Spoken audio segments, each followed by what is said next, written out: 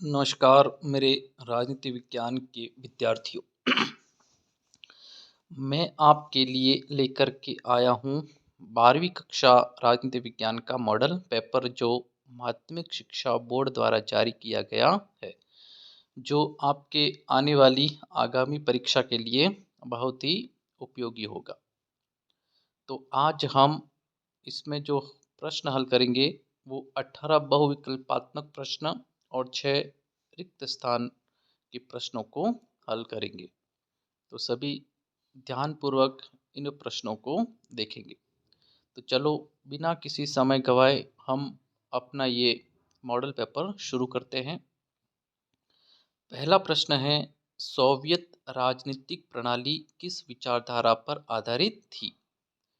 Option अ है समाजवाद, ब है पूंजीवाद, स है समाजवाद एवं पूंजीवाद, द इनमें से कोई नहीं।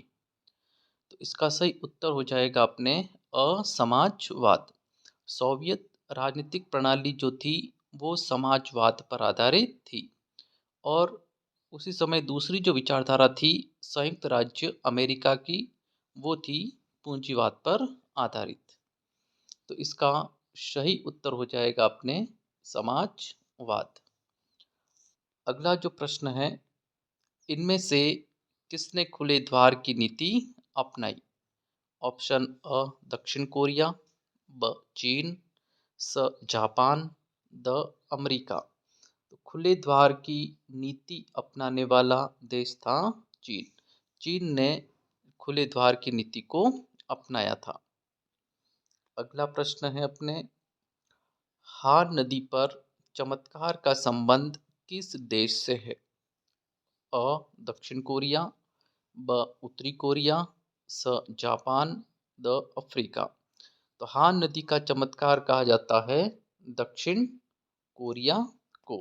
तो हान नदी पर चमत्कार का संबंध दक्षिण कोरिया से था।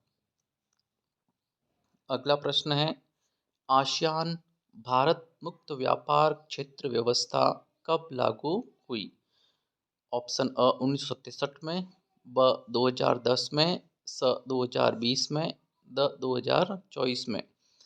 आसियान भारत मुक्त व्यापार क्षेत्र व्यवस्था 2010 में लागू की गई। तो इसका सही उत्तर हो जाएगा अपने 2010। अगला प्रश्न है, गंगा नदी में हिस्सेदारी के मसले पर भारत और बांग्लादेश के बीच किस संधि पर हस्ताक्षर हुए? तो गंगा नदी के पानी को लेकर के भारत और बांग्लादेश के बीच में एक समझौता होता है जिसका नाम है फरक्का। तो फरक्का समझौता भारत और बांग्लादेश के बीच हुआ था गंगा नदी के पानी को लेकर के। तो इसका सही उत्तर हो जाएगा फरक्का। फरक्का किससे संबंधित है? भारत और बांग्लादेश से संबंधित, और नदी है गंगा नदी। अगला प्रश्न है अपने, संयुक्त राष्ट्र की सुरक्षा परिषद में स्थायी सदस्यों की संख्या कितनी है? तो सुरक्षा परिषद में स्थायी सदस्यों की संख्या है अपने 15। संयुक्त राष्ट्र की सुरक्षा परिषद में कुल 15 सदस्य हैं। 15 सदस्यों में से 5 सदस्य स्थायी है और 10 सदस्य अस्थायी है। 5 जो स्थायी सदस्य है उनमें से पहला है अपने यूएसए अमेरिका, दूसरा है अपने रूस जिसको पहले अपन सोवियत संघ कहते थे, तीसरा है अपने चीन, चौथा है अपने फ्रांस और पांचवा है अपने ब्रिटेन। तो ये 5 देश जो हैं ये संयुक्त राष्ट्र की सुरक्षा परिषद के स्थायी सदस्य हैं और 10 सदस्य अस्थायी है जिनकी नियुक्ति 2 वर्ष के लिए की जाती है। तो इस प्रकार से संयुक्त राष्ट्र की सुरक्षा परिषद में स्थायी सदस्यों की संख्या कितनी हो जाएगी? 5। चलो नेक्स्ट प्रश्न है अपना, सुरक्षा का बुनियादी अर्थ है सुरक्षा का बुनियादी अर्थ क्या होता है? ऑप्शन अ खतरा, ब खतरे से आज़ादी, स युद्ध, द इनमें से कोई नहीं। तो सुरक्षा का जो बुनियादी अर्थ होता है वो होता है खतरे से आज़ादी। तो इसका सही उत्तर हो जाएगा खतरे से आज़ादी। नेक्स्ट प्रश्न है अपना, पृथ्वी सम्मेलन किस वर्ष में संपन्न हुआ? 1990, ब 1991, स 1992, द 1993। तो पृथ्वी सम्मेलन संपन्न होता है अपने 1992 में। तो ये जो पृथ्वी सम्मेलन है ये हुआ था ब्राज़ील का एक शहर है, उस शहर का नाम है रियो डी जेनेरियो। तो रियो डी जेनेरियो में 1992 में पृथ्वी सम्मेलन आयोजित किया जाता है। अगला प्रश्न है, किस प्रौद्योगिकी ने राष्ट्रवाद की आधारशिला रखी? ऑप्शन अ टेलीग्राफ, ब टेलीफोन, स माइक्रोचिप, द छपाई मुद्रण तकनीक। तो राष्ट्रवाद की आधारशिला रखने वाली प्रौद्योगिकी थी अपने छपाई मुद्रण तकनीक। तो इस छपाई मुद्रण तकनीक ने राष्ट्रवाद की आधारशिला रखी थी। नेक्स्ट प्रश्न है अपना, देशी रियासतों के एकीकरण में किसने अहम भूमिका निभाई? तो जब भारत स्वतंत्र हुआ तो भारत के सामने सबसे बड़ी चुनौती थी देशी रियासतों का एकीकरण। तो उस समय लगभग छोटी मोटी 565 रियासतें थी। तो इन 565 रियासतों का भारत में एकीकरण करने में जो महत्वपूर्ण भूमिका निभाई थी वो थे सरदार वल्लभ भाई पटेल। तो 19 देशी रियासतों के एकीकरण में महत्वपूर्ण भूमिका किसने निभाई थी? सरदार वल्लभ भाई पटेल ने। नेक्स्ट प्रश्न है अपना, भारतीय जनसंख्या गठन कब हुआ? ऑप्शन अ 1950, ब 1951, स 1952, द 1953। तो भारतीय जनसंघ की स्थापना होती है 1951 में, और भारतीय जनसंघ की स्थापना करने का श्रेय जाता है श्यामा प्रसाद मुखर्जी को। तो भारतीय जनसंघ की स्थापना 1951 में श्यामा प्रसाद मुखर्जी द्वारा की जाती है, और आगे जा कर के 1980 में 1980 में यही जनसंघ किस में बदल जाता है? बीजेपी के अंदर बदल जाता है। तो भारतीय जनसंघ की स्थापना होती है 1951 में, और बीजेपी की स्थापना कब होती है? 1980 में। तो भारतीय जनसंघ ही आगे जाकर के क्या बन जाता है? बीजेपी या भारतीय जनता पार्टी। अगला प्रश्न है, ऑपरेशन फ्लड का संबंध है दूध उत्पादन, ब कृषि उत्पादन, स बाढ़ नियंत्रण, द इनमें से कोई नहीं। तो ऑपरेशन फ्लड का संबंध है दूध उत्पादन से। ऑपरेशन फ्लड का जनक कहा जाता है वर्गीज कुरियन को। वर्गीज कुरियन, वर्गीज कुरियन। तो ऑपरेशन फ्लड का संबंध किससे है? दूध उत्पादन से। और ऑपरेशन फ्लड का जनक किसको माना जाता है? वर्गीज कुरियन को।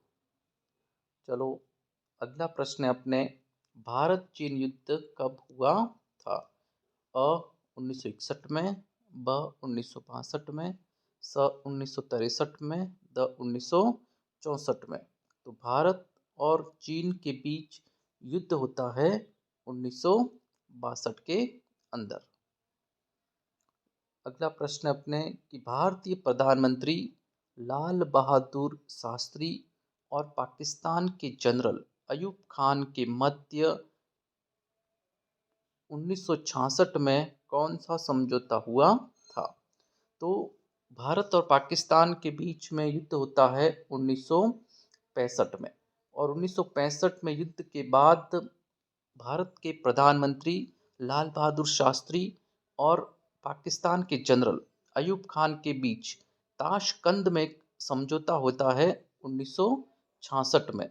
तो इसलिए उस समझौते को कहा जाता है ताशकंद समझौता। तो ताशकंद समझौता किन किन के बीच होता है? लाल बहादुर शास्त्री और जनरल अयूब खान के बीच। कब होता है? 1966 में, 10 जनवरी 1966। और देश आ जाए तो भारत और पाकिस्तान के बीच में हुआ था ताशकंद समझौता। अगला प्रश्न है, जय जवान जय किसान का नारा किसने दिया था? अ जवाहरलाल नेहरू, ब लाल बहादुर शास्त्री, सरदार वल्लभ भाई पटेल, द इंदिरा गांधी। तो जय जवान जय किसान का जो नारा दिया था वो दिया था लाल बहादुर शास्त्री ने। भारत के दूसरे प्रधानमंत्री लाल बहादुर शास्त्री ने जय जवान जय किसान का नारा दिया था। अगला प्रश्न है, राम मनोहर लोहिया संस्थापक संपादक थे। राम मनोहर लोहिया किसके संस्थापक संपादक थे? अ मैनकाइंड, ब यंग इंडिया, स केसरी, द मराठा। राम मनोहर लोहिया किसके संपादक थे? राम मनोहर लोहिया संपादक थे मैनकाइंड के। यंग इंडिया के संपादक थे लाला लाजपत राय। केसरी और मराठा के संपादक थे लाल बाल गंगाधर तिलक। तो राम मनोहर लोहिया किसके संस्थापक थे? मैन काइंड के। तो अपना सही उत्तर क्या हो जाएगा? Man kind. नेक्स्ट प्रश्न है अपना 17वां, मिजो नेशनल फ्रंट के संस्थापक कौन थे? ऑप्शन अ है आपके लाल डेंगा, ब फिजो, स खांगसरपा, द इनमें से कोई नहीं। तो मिजोरम में जो एक पार्टी की स्थापना की गई थी आज़ादी के लिए, उसका नाम था मिजो नेशनल फ्रंट। तो इस मिजो नेशनल फ्रंट के जो संस्थापक थे वो थे लाल डेंगा। और लाल डेंगा फिर आगे जा कर के मिजोरम के मुख्यमंत्री बनते हैं। तो मिजो नेशनल फ्रंट के संस्थापक कौन थे? लाल डेंगा। तो इसका सही उत्तर हो जाएगा अपने अ लाल डेंगा। 18वां प्रश्न है, भारत में गठबंधन की राजनीति का दौर आरंभ हुआ। तो भारत में गठबंधन की राजनीति का दौर कब से प्रारंभ होता है? तो भारत में गठबंधन की राजनीति का जो दौर है वो प्रारंभ होता है 1989 से। कब से प्रारंभ होता है? 1989 से प्रारंभ हो जाता है। 1989 से लेकर के 2014 तक भारत में गठबंधन की राजनीति का दौर शुरू होता है। फिर 2014 और 2019 में भारतीय जनता पार्टी को स्पष्ट बहुमत मिलता है, लेकिन 2024 में फिर से गठबंधन की राजनीति शुरू हो जाती है। तो इस प्रकार से भारत में गठबंधन की राजनीति का जो दौर प्रारंभ हुआ वो कब से होता है? 1989 से। तो अपना इस प्रश्न का सही उत्तर हो जाएगा 1989। तो ये थे अपने 18 बहुविकल्पात्मक प्रश्न जो एक एक नंबर के थे। तो इस प्रकार से 18 प्रश्न आपके बहुविकल्पात्मक प्रश्न आएंगे। अब लेते हैं अपन दूसरा प्रश्न। दूसरा प्रश्न है, रिक्त स्थानों की पूर्ति कीजिए। इसमें आपके 6 प्रश्न आएंगे एक एक नंबर के। तो चलो हल करते हैं अपन। पहला प्रश्न, वर्ष 2007 में दक्षेश का सदस्य बना। तो 2007 में दक्षेश का सदस्य बनता है अफगानिस्तान। कौन सा देश बनता है? अफगानिस्तान। तो अफगानिस्तान दक्षेश का 8वां सदस्य देश बनता है। कौन सा देश बनता है? 8वां। तो वर्ष 2000 देश में दक्षेश का 8वां सदस्य कौन बनता है? अफगानिस्तान। दक्षेश में कुल 8 सदस्य देश है। 2007 से पहले दक्षेश में कुल 7 सदस्य देश थे, लेकिन 2007 में 8वां सदस्य बनता है अफगानिस्तान। इस प्रकार से दक्षेश में वर्तमान में कुल कितने सदस्य देश हैं? 8। और 8वां कौन बनता है? अफगानिस्तान। तो इस प्रकार से पहला जो रिक्त स्थान है उसमें आएगा अपने अफगानिस्तान। तो वर्ष 2007 में अफगानिस्तान दक्षेश का सदस्य बना। चलो अब दूसरा प्रश्न है अपने, 18वां दक्षिण सम्मेलन नेपाल में हुआ। तो 18वां दक्षिण सम्मेलन नेपाल की राजधानी काठमांडू में होता है। कहाँ होता है? काठमांडू। काठमांडू क्या है ये? नेपाल की राजधानी। काठमांडू नेपाल की राजधानी में होता है। तो 18वां दक्षिण सम्मेलन कहाँ पर हुआ? काठमांडू नेपाल में। तो दूसरे रिक्त स्थान में आ जाएगा अपने काठमांडू।